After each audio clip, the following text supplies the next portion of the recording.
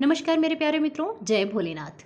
दोस्तों, आपका VPD entertainment भक्ति चैनल में एक बार फिर से बहुत बहुत स्वागत है। आज के इस वीडियो में हम जानने वाले हैं कि वो कौन से अशुभ संकेत होते हैं। जी हाँ दोस्तों, इससे पिछले वीडियो में हमने जाना था वो कौन से शुभ संकेत होते हैं। जो हमारा अच्छा समय आने वाला होता है तब हमें कौन से संकेत हैं जो भगवान स्वयं ही मनुष्य को देते हैं। किंतु आज के वीडियो में हम जानने वाले हैं कि वो कौन से अशुभ संकेत होते हैं जो कि मनुष्य को मिलते हैं, दिखाई देते हैं किसी न किसी रूप में, ताकि उसे पता चल जाए कि उसके जीवन में अब कुछ बुरा होने वाला है। तो मित्रों, भगवान सदैव ही मनुष्य को संकेतों के द्वारा बताता ही है कि तुम्हारे जीवन में अच्छा या बुरा समय आने वाला है।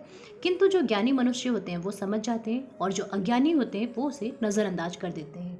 कई बार ऐसा होता है दोस्तों कि छोटी छोटी चीज़ें हमारे सामने होती हैं और हमें अनुभव भी होता है कि कुछ तो गलत हो रहा है हमारे साथ, किंतु उसे हम नज़रअंदाज कर देते हैं और अपने जीवन में व्यस्त हो जाते हैं। जब हमें कोई बड़ी हानि होती है, कोई बड़ी तकलीफ मिलती है, तब हमें इस चीज़ का एहसास होता है कि जो हमने पिछले दिनों जिन चीज़ों को हमने नज़रअंदाज किया था, वास्तव में शायद वो संकेत थी कि इतना बड़ा कुछ होने वाला। तो मेरे प्यारे मित्रों, आज का वीडियो इसी विषय पर है। जी हाँ, आज मैं आपको कुछ वो अशुभ संकेत बताने वाली हूँ जिनसे आपको सावधान रहना है। यदि आपके साथ ऐसे अशुभ संकेत बार बार आपको दिख रहे हैं, आपको समझ में आ रहे हैं, तो आपको क्या करना है वो आपको बताऊंगी। तो वीडियो अंत तक और ध्यान से ज़रूर देखिएगा। एक सबसे महत्वपूर्ण बात दोस्तों कि यदि आप इन चीज़ों पर विश्वास रखते हैं तभी आगे का वीडियो देखिएगा, अन्यथा मत देखिएगा। जी हाँ दोस्तों, हम आप में बहुत सारे लोग ऐसे होते हैं जो इस तरह की चीज़ों को अंधविश्वास कहते हैं, नहीं मानते। किंतु दोस्तों, वास्तुशास्त्र नाम की भी कोई चीज़ होती है। यदि आप उसे मानते हैं, यदि आपको लगता है कि हाँ, वास्तुशास्त्र का हमारे जीवन पर कुछ ना कुछ फर्क पड़ता है, असर पड़ता है, तो आप ये वीडियो अंत तक अवश्य ही देखिएगा। चलिए आज का वीडियो हम फटाफट से शुरू करते हैं। तो मित्रों, पहला और जो सबसे छोटा सा एक अशुभ संकेत बताया गया है कि बार बार जूते चप्पलों का खोना। जी हाँ दोस्तों, यदि बार बार आपके जूते चप्पल चोरी हो जाते हैं, खो जाते हैं, या उसका एक, जैसे आपने घर के बाहर अपनी चप्पल उतारी थी और उसकी एक जोड़ी, दो चप्पलों में से एक को कोई कुत्ता या बिल्ली लेके भाग गया, अब एक ही चप्पल बची है, इस प्रकार का जब बार बार आपके साथ हो रहा हो तो आप समझ जाएं कि आपसे शनि देवता रुष्ट है। जी हाँ दोस्तों, शनि देव आपसे नाराज है। अब आपको क्या करना है, शनिवार के दिन शनि जी के मंदिर जाना है, वहाँ पर जाकर के आपको उनको तेल चढ़ाना है, वहाँ जाकर के आपको दिया जलाना है। ऐसा आपको 5 से 7 शनिवार तक अवश्य ही करना है, क्योंकि दोस्तों कोई बड़ा हम पे संकट ना आए, उसके लिए हमें ये सावधानी बरतनी है।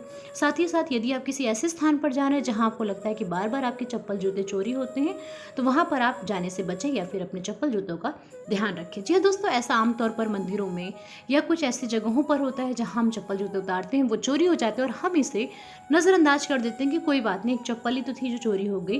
किंतु इन चीज़ों को नज़रअंदाज नहीं करना चाहिए और बार बार तो बिल्कुल भी नहीं करना चाहिए। एक बार हो गया तो ठीक है, आपने शनिदेव के मंदिर जाना है, पूजा करनी है और वहाँ पर आपको उनसे प्रार्थना करनी है कि हे शनि देवता, किसी भी कारणवश यदि आप मुझसे रुष्ट हैं, जाने अनजाने यदि मुझसे कोई गलती हो गई है तो कृपया मुझे क्षमा करें। प्यारे मित्रों, अब जो दूसरे अशुभ संकेत की हम बात करने वाले हैं वो है बिल्ली से जुड़ा हुआ। जी हाँ दोस्तों, अब आप सभी के मन में आ रहा होगा कि बिल्ली का अशुभ संकेत तो यही होता है कि उसने रास्ता काट दिया तो अशुभ हो गया, अब हम उस रास्ते पर नहीं जा सकते हैं। नहीं दोस्तों, ये पूरी तरह से सत्य नहीं होता है। मैं इसको बिल्कुल भी नहीं मानती हूँ। मैं और मेरा पूरा परिवार, बिल्ली चाहे जितनी बार भी हमारे रास्ते काटती है, उसके थोड़ी देर बाद ही हम उस रास्ते को पार करते हैं और भगवान भोलेनाथ की दया से कभी कुछ भी अशुभ नहीं होता है। तो ये जो चीज़ बनाई गई थी दोस्तों, वो इसलिए बनाई गई थी ताकि बिल्ली हमारे आपके या किसी के भी कारणवश किसी गाड़ी के नीचे आकर के ना मरे, किसी भी मनुष्य पे बिल्ली की हत्या का पाप ना चढ़े। तो अब मैं आशा करती हूँ कि आपको ये चीज़ तो समझ में आ गई होगी कि बिल्ली ने यदि आपका रास्ता काटा है तो ये कोई अशुभ संकेत नहीं होता है। ये सिर्फ इसलिए होता है दोस्तों क्योंकि बिल्ली का जीवन जो होता है ना, बहुत ही ज़्यादा कष्टदायक होता है, उसे बहुत खतरे होते हैं, तो हमेशा ही चौकन्ना रहती है, हमेशा ही सावधान होकर के रहती है और जैसे उसे कोई खतरा नज़र आता है तो बहुत तेज़ी से भागना शुरू कर देती है। तो उसके भागने में और आपकी गाड़ी के भागने के बीच में अगर अंतर नहीं होगा तो आप पर बिल्ली की हत्या का पाप चढ़ सकता है। इसलिए ये प्रथाएं बनाई गई थी। तो अब आपको इस वहम में नहीं रहना है कि बिल्ली ने रास्ता काट दिया तो अशुभ हो गया। अब दोस्तों, जो हम बात कर रहे हैं कि बिल्ली किस प्रकार से अशुभ है, क्या संकेत है। जी हाँ दोस्तों, यदि आपको बार बार बिल्ली का सपना आता है, यदि आपको 1 से 2 बार बिल्ली का सपना आ चुका है और उसके बाद भी आ रहा है, आप कुछ भी देख रहे हैं, बिल्ली को कोई भी हरकत करते हुए देख रहे हैं, यदि आपके सपने में बिल्ली आ रही है तो इसका मतलब होता है कि आपको कहीं ना कहीं से धोखा मिलने वाला है। जी हाँ दोस्तों, आपके साथ कोई छल करने वाला है, आपके व्यापार में, आपके घर परिवार में, या आपको कोई नुकसान होने वाला है। यदि आपको बार बार बिल्ली का सपना आता है तो आपको इस चीज़ की सावधानी बरतनी है कि आप किसी से कोई भी लेन देन करने जा रहे हैं तो आपको चौकन्ना रहना है। आप कोई भी व्यापार को लेकर के कोई नया कदम उठाने जा रहे हैं तो भी आपको चौकन्ना रहना है। और जब आप घर परिवार या फिर रिश्तेदारों के साथ या कोई भी व्यापारी के साथ कोई भी बड़े मसले पर आप बात करने जा रहे हैं तो वहाँ पर आपको जो भी फैसला करना है वो सावधानी पूर्वक करना है, सोच समझ कर करना है। क्योंकि बिल्ली का यदि आपको बार बार स्वप्न आ रहा है तो इसका मतलब आपके साथ धोखाधड़ी का काम हो सकता है। तो ये वो अशुभ संकेत होता है, ये वो चेतावनी होती है ईश्वर की तरफ से। जो भी ईश्वर के सच्चे भक्त होते हैं ना, उनको ईश्वर ये चेतावनी देता है ताकि उनके भक्तों को कोई बड़ा नुकसान ना हो, उसके लिए उन्हें पहले से ही ये बताया जाता है। तो इन चीज़ों को आपको नज़रअंदाज नहीं करना है। आपके साथ भी ऐसा क्या कभी हुआ है? क्या कभी बिल्ली का आपको स्वप्न आया है और उसके बाद कोई धोखाधड़ी का काम यदि आपके साथ भी हुआ है तो मुझे कमेंट में ज़रूर बताइएगा। मित्रों, तीसरे नंबर पे जिस अशुभ संकेत की हम बात करने वाले हैं बहुत ही ज़्यादा महत्वपूर्ण है, बहुत लोगों के साथ होता है, कई लोग मानते हैं और कई लोग नज़रअंदाज कर देते हैं। जी हाँ दोस्तों, महिला का दायां अंग या आँख का और पुरुष का बायां अंग या फिर आँख का फड़कना अच्छा नहीं होता है। जी हाँ दोस्तों, जब भी ऐसा हो तो भगवान से आपको प्रार्थना करनी है और सब कुछ सकारात्मक सोचना है, अच्छा सोचना है, उस समय पर घबराना नहीं है। और भगवान से, ईश्वर से हमें प्रार्थना करनी है कि हे प्रभु, किसी भी गलती की हमें आप सज़ा ना दें। यदि हमने जाने अनजाने कोई गलती की, कोई पाप किया है तो उसके लिए हमें क्षमा करें और दोबारा हम वो गलती ना करें, इतनी हमें शक्ति प्रदान करें। क्योंकि दोस्तों ये संकेत जो होता है बहुत पहले से चला आ रहा है, हमारे पूर्वज भी इसे मानते थे, हम भी मानते हैं और ये बिल्कुल सत्य है। यदि इस प्रकार का कुछ भी होता है, आपका अगर आँख या फिर अंग फड़कता है, आपको अचानक से ऐसा लगने लग जाता है कि हमारी आँखें फड़क रही हैं या हमारे अंग का कोई हिस्सा है जो अचानक से फड़क रहा है, तो इसे हमें नज़रअंदाज नहीं करना है। जी हाँ दोस्तों, ये बिल्कुल हमें बताता है कि कुछ अशुभ हमारे साथ होने वाला है। और आपने ऐसा ध्यान भी दिया होगा कि 1 से 2 दिन में कुछ ना कुछ ऐसा हो जाता है कि आपको लगता है कि अरे ये अचानक से कैसा हो गया, क्योंकि इसका संकेत हमें पहले मिल चुका होता है पर हम इसे बहुत ही साधारण तरीके से लेते हैं और हम ध्यान नहीं देते हैं। अब दोस्तों, एक होता है सपने में रोना। शायद आप लोगों में से बहुत सारे लोगों के साथ ऐसा हुआ हो कि कभी आपने ऐसा एक स्वप्न देखा हो कि उस सपने में आप स्वयं ही रो रहे हो, बहुत सारा आप रो रहे हो, या आपने कुछ ऐसी चीज़ें देख ली है सपने में, कुछ ऐसे कष्ट देख लिए हैं कि आप रो रहे हो। जी हाँ दोस्तों, ये संकेत होता है कि आपके जीवन में कुछ ना कुछ कठिनाई आने वाली है कुछ समय में। 1-2 दिन में नहीं ऐसा होता है तो 1 हफ्ते में या उसी महीने में ऐसा हो सकता है।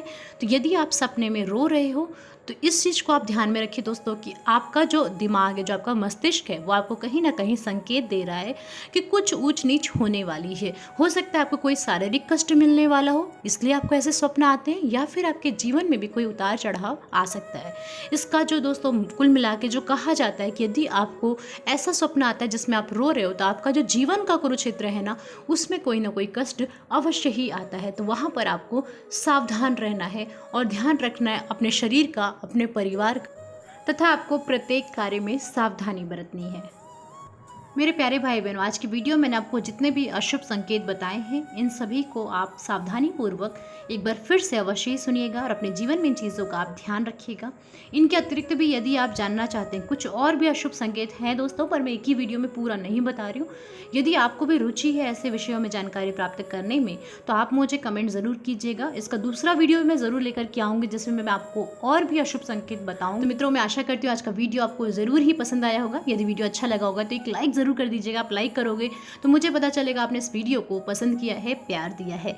और अपने विचार मुझे कमेंट अवश्य ही कीजिएगा। इसी प्रकार के अन्य वीडियो और भी जानकारियों के लिए आप इस चैनल को सब्सक्राइब ज़रूर कर लीजिए ताकि कोई भी वीडियो मैं अपलोड करूँ ना तो आपसे ना छूटे।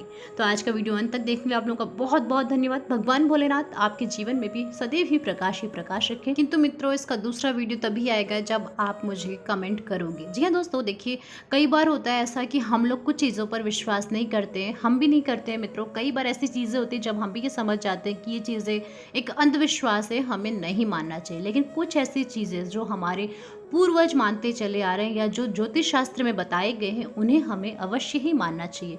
और मानने ना मानने से बड़ी चीज़ ये है कि सावधान होने में हमारा आपका क्या ही जाता है। यदि हम सावधान हो जाते हैं, क्योंकि दोस्तों हम सभी अपने परिवार से, अपने परिवार के प्यारे प्यारे बच्चों से बहुत ही ज़्यादा प्यार करते हैं और हम कभी नहीं चाहते कि हमारे घर परिवार को या हमारे बच्चों को कभी भी कोई कष्ट हो। तो इस प्रकार के जब हमें अशुभ संकेतों के विषय में बताया जाता है तो यदि हम उन्हें माने ना माने वो अलग बात है, किंतु यदि हम उनसे सावधानी बरतें, यदि ऐसा कुछ होने पर हम ईश्वर की शरण में जाते हैं, उनकी पूजा आराधना करते हैं, उनसे क्षमा याचना मांगते हैं, तो इसमें कोई भी बुराई नहीं है, हमारे परिवार का कल्याण ही है। हम हिंदू अपने घरों में, अपने घरों के मंदिरों में पूजा आराधना तो करते ही हैं। तो अगर आप क्षमा मांग लेते हैं या फिर प्रार्थना कर लेते हैं कि हमारे जीवन में सदैव ही सुख शांति बनी रहे, तो फिर इसमें कुछ भी गलत नहीं है तथा आपके और आपके परिवार के जीवन में सदैव ही सुख और शांति बनी रहे। जय भोलेनाथ। आज का वीडियो समाप्त करते हैं, बहुत जल्द मिलते हैं नए वीडियो में।